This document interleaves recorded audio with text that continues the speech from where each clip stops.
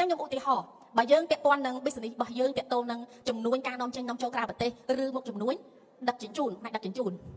Grab ឧទាហរណ៍បាក់ Grab ឬដឹកជញ្ជូនសំខាន់តែវាលេខ1ចាលេខ1គឺលេខធាតុទឹកលេខនៃការធ្វើដំណើរ flow ចឹងលេខ1នឹងមួយលេខអីដែលហេលេខ4យេពួកឯងទឹកនឹងឈើចង់ដាំដើមឈើនេះល្អលោកត្រាតែស្រោចទឹកត្រូវទេដើមឈើនេះអត់ទឹក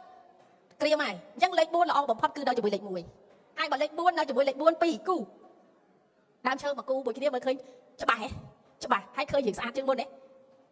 លេខ4ក៏ជាលេខនៃការចរចាការងារដូចគ្នា44ប៉ុន្តែសុំកុំឲ្យមានការ៉េ4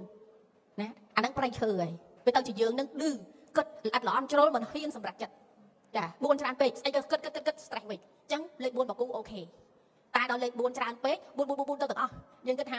បើនៅពីមុខនេះយើងដាក់ប្រៃឈើនៅពីមុខសួរថាកន្លែងនេះស្អាតទេតែបើលេខ4គ្រាន់តែមកលម្អបែបនេះដើមឈើក៏លេខលម្អមកនេះស្អាតអត់យ៉ាអាហ្នឹងគឺអញ្ចឹងចាអញ្ចឹងនៅក្នុងក្បួននីមួយគេអត់ឲ្យ over ទេគេឲ្យ balance អញ្ចឹង lucky number sim ហ្វុងស៊ុយអត់សូវមានលេខការ៉េទេបើលេខមើលមកមិនជាបើមើលអរត់អរិយហេតុអីបានជាលេខ lucky ណាមែនតើលេខសំណាងនេះបើនៅស្រុកគេគឺមានយូរហើយមែនតើលេខដែលខ្សែខាដាក់តម្លៃនេះគឺខ្ញុំ respect មែនតើដែលគាត់អត់ដាក់តម្លៃថ្លៃពីព្រោះលេខកំពូលមហាសទ្ធិបើនៅស្រុកគេអត់ក្រោម$5000ទេក្នុងមួយលេខចាប៉ុន្តែខ្សែខាដាក់ទៅប្រហែលណា600ជាងចាលេខហ្នឹងគឺលេខកំពូលមហាសទ្ធិគឺសង្កេតមើលលេខកំពូលមហាសទ្ធិគឺមាន289 7289ចាហើយលេខហ្នឹងតែចាំ289បើនៅជាមួយលេខអត់ល្អដូចគ្នាហើយបើយើងធ្វើ business សាមញ្ញយើងទៅប្រើ289 789គេថាលេខវាធំជាងមៀតអញ្ចឹងវាធ្វើយើងហត់វិញអញ្ចឹងកាលណាយើងប្រើលេខយើងប្រើឲ្យល្មមបើ business យើងគិតថាចក្ខុវិស័យយើងអាចនឹងអភិវឌ្ឍ business របស់យើងចូលដល់រាប់លានប្រើ289ឬ789គឺលេខល្អបំផុតចាសម្រាប់អ្នក business តែអ្នកលក់ដូរតាមផ្សារវិញខ្ញុំឧទាហរណ៍ចង់លក់ដូរដាច់ប្រើក្បាលលេខប្រមាណណា014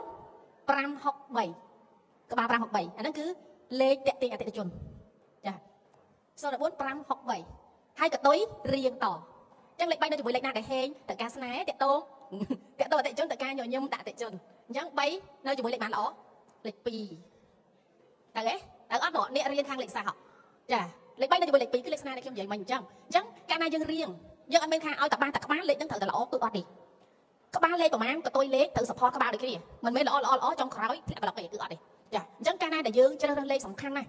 តែខ្លះគាត់ទៅលើខ្ញុំនិយាយថាអូ289ហេងគាត់ដាក់289មកលក់ថ្លៃតែ289កតុយចេញមកលេខមាន031ហេ289 031ឬ289076អាហ្នឹងគឺស្មើនឹង0វាយបាច់ទេ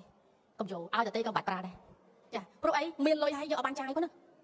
ចុងក្រោយអស់លុយលីវិញតាជួបទៅរឿងអបសាអាហ្នឹង start មកហេងបន្ទាប់មកចុងក្រោយយើងដល់បំណុលចា76គឺលេខបំណុលចាបំណុលហ្នឹងមិនមែនបានន័យថាបំណុលខ្លះជាបំណុលល្អបំណុលខ្លះមិនល្អទៅទៅអកតុយសិន76ចា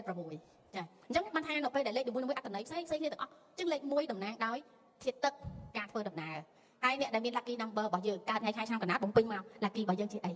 យកលេខខួយមកប្រើក៏បានលេខថ្លៃយើងស្តាមមកប្រើក៏បានហើយយកអានោះមកគង់គ្នាថាវានៅជាមួយលេខអីដែលហេងដាក់រៀននិយាយទៅ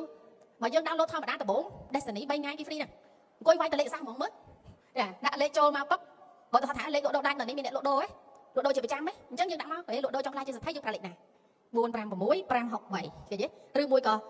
563អាកតុយ456យកអត់បានទេឃើញទេណា563 456លេខ3នៅជាមួយលេខ4គឺអត់បានទេអញ្ចឹងមិនមែនឲ្យទៅ456ហេងទាំងអស់ទេតតែនៅជាមួយលេខដែលហេងអញ្ចឹងការរៀងលេខដូចខ្ញុំនិយាយមិន100លេខបានតែ5លេខគឺអស់ចាយចាត់ទុកថាសំណាងចាហើយអ្វីដែលសំខាន់នោះយើងអាចរៀងលេខដោយយក lucky number របស់យើងយកមកប្រើជាលេខខួយក៏បានលេខតារាសាស្ត្រក៏បានអញ្ចឹងបើឧទាហរណ៍យើងវាយខែឆ្នាំកណាត់មកពុបយើងឃើញថា lucky number យើងលេខបានលេខ9អូខេលេខ9 9នៅមួយលេខអីល្អលេខ9នៅជាមួយលេខ8ល្អលេខ9ពាក់ព័ន្ធនឹងភាពរីកចម្រើនភាពឆ្លាតវៃគេឈ្មោះល្អលេខ9គឺស្មើនឹងយក9ដូចគ្នាគឺជាប្រភេទធាតុភ្លើងអញ្ចឹងកាលណាយើងប្រើលេខ9យើងតអាសាធ្វើបន់ចាអាសាធ្វើបន់លេខ9អញ្ចឹងយើងចង់បានតារាប្រើលេខប្រមាណល្អតារាតើប្រើមានលេខ9ល្អចាតារាអញ្ចឹងបើសិនជាយើងរៀនបែប slow វិញក្មេងយើងរៀនបែប slow យឺតការចងចាំយឺតការគិតក៏យឺតយើងប្រើ49គេហៅលេខ4ធាតុឈើក៏កើតភ្លើងគឺក៏កើតអច្ឆរិយៈអញ្ចឹងកូនក្មេងដែលរៀន slow ក៏អាចប្រើលេខ49បានដែរហើយបើការគិតរបស់យើងជាភាសា marketing ផ្នែក marketing អញ្ចឹងយើងប្រើ49ក៏ល្អដែរព្រោះវាប្រើការគិតប្រើសតិបញ្ញាក៏កើតអច្ឆរិយៈអញ្ចឹងលេខ4នៅជាមួយលេខ9គឺលេខ1លេខ9នៅជាមួយលេខ8គឺជាលេខលុយអញ្ចឹងមានលុយមានគេឈ្មោះល្អអ្នកណាក៏ចង់បានដែរទេណាអញ្ចឹងលេខ4លេខ8លក់ដាច់ទៀត ហេតុអីបានចិនចូលចិត្តលេខ8ព្រោះដោយសារលេខ8គឺជាលេខលុយលេខទ្រព្យ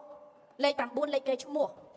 លេខនៃភាពរីករាយអញ្ចឹងបើលេខ8លេខ9នៅក្បែរគ្នាគឺល្អមិនថាជា98ឬក៏89ទេគឺល្អប៉ុន្តែលេខ8នៅជាមួយលុយណាលេខ8នៅជាមួយលេខ4អត់ល្អទេលេខ4ឈើទៅស៊ីលេខ8ជាដៃចាអញ្ចឹងអត់ល្អទេមិនមែន4 8 9ទេណាតែបើដាក់8 9 4លេខ1ណាអ្នករៀងលេខ8 9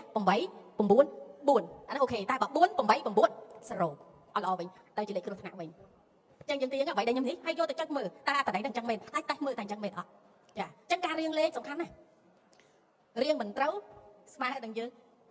ទិញលេខមកយើងប្រើមកវាបានជួយ support អីទេជាពិសេសអ្នកលក់អនឡាញក៏ដូចគ្នាអនឡាញគឺលេខ9ចាលេខ9លេខ1គឺពាក់ព័ន្ធនឹងការដឹកជញ្ជូនអញ្ចឹងបើសិនជាយើងអូខេដូចក្រាបការដឹកជញ្ជូនអីផ្សេងៗយើងប្រើលេខ1ច្រើនតែលេខ1 11អូខេ1 3 ដងឬ1 4 ដងដូចកំជ្រួចដែលផ្ទុះឡើងហើយធ្លាក់មកវិញអញ្ចឹងបើអ្នកដែលកំពុងតែធ្លាក់ខ្លាំងយើងប្រើ1 អាហ្នឹងអូខេតែបើឡើងមកវិញហើយឈប់ប្រើពោះកំជ្រួចនៅពេលដែលវាធ្លាក់វាឡើងដល់កំពូលវានឹងធ្លាក់មកវិញអញ្ចឹងការប្រើលេខទៅដឹងអញ្ចឹងបាទខ្ញុំអត់រីកមិនអត់ប្រើការ៉េ1ទេពោះការ៉េ1គឺកំជ្រួចដែលឡើងខ្លាំងហើយនឹងធ្លាក់មកវិញលឿនអញ្ចឹងពេលយើងមានបញ្ហាសេដ្ឋកិច្ចធ្ងន់ធ្ងរយើងប្រើការ៉េ1ដាក់ពុកផ្ទុះឡើងកាលណាដល់ពេលផ្ទុះឡើងហើយយើងបានហើយឈប់ប្រើលេខហ្នឹងប្រើលេខសថៃវិញបានហើយយើងទុកលុយហ្នឹងយើងក៏ដោតស្ថានភាពលុយហ្នឹងបាទអញ្ចឹងតែលេខ1បើសិនជា4 11អាហ្នឹងអូខេឬក៏114អាហ្នឹងអូខេល្អព្រោះលេខ1មានតែ2អញ្ចឹងទឹកមានទឹកគ្រប់គ្រាន់នៅក្នុងការ support ឬ11 44ឬក៏4 41 41អាហ្នឹងក៏លេខល្អដែរអញ្ចឹងគេនឹងសង្ស័យលេខ41ហេតុស្អីអត់ stock